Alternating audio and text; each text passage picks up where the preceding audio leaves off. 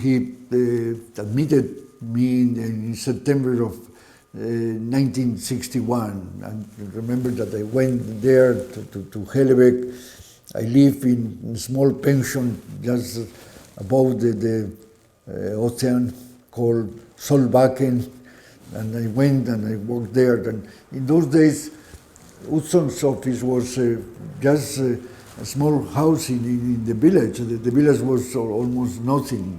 His own house was a bit retired, a bit just in the forest, but the office was not so far away as this one. In the back it was something like a lake, and they were 6, 7 people working for him, and he decided to admit me, and then I found myself let's say the happiest man in the world. Just Jørn Utzon was just secure of himself, without, even in those moments when I arrived there, it was in a rather difficult situation with the work of the Sydney Opera House, because they have started to build the platform and they didn't know yet how it would be solved, the issue of how to be built the shells.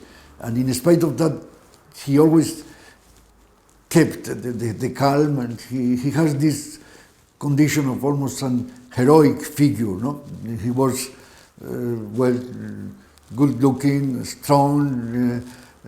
Beside that, we value the fact that the work he was doing was one of the most respected commissions in the world, and that we were aware that the Sydney Opera House was going to be just the highlight of the recent architectural. It can be said that it's one of those cases where, let's say, the character of the work has something to do with his personality as well. I think that it can be established as a certain continuity between the work and himself. In a way, he wanted to be very independent. No? He didn't want to be just related, let's say, with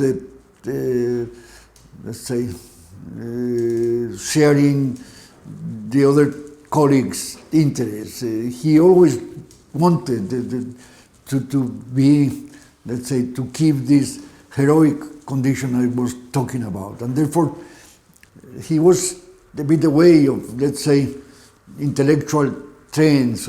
He wasn't related so much, let's say, with the academic intelligentsia, even more. I think that he didn't want to be just caught by and trapped by what could be said just to be modernist for the pleasure of being modernist. In this independence, he was able to make quotes of vernacular architecture, as it happened in the King of Houses that were in those days almost finished. But he was able to afford monumentality, just creating new images with this courage and value that had the Sydney Opera House.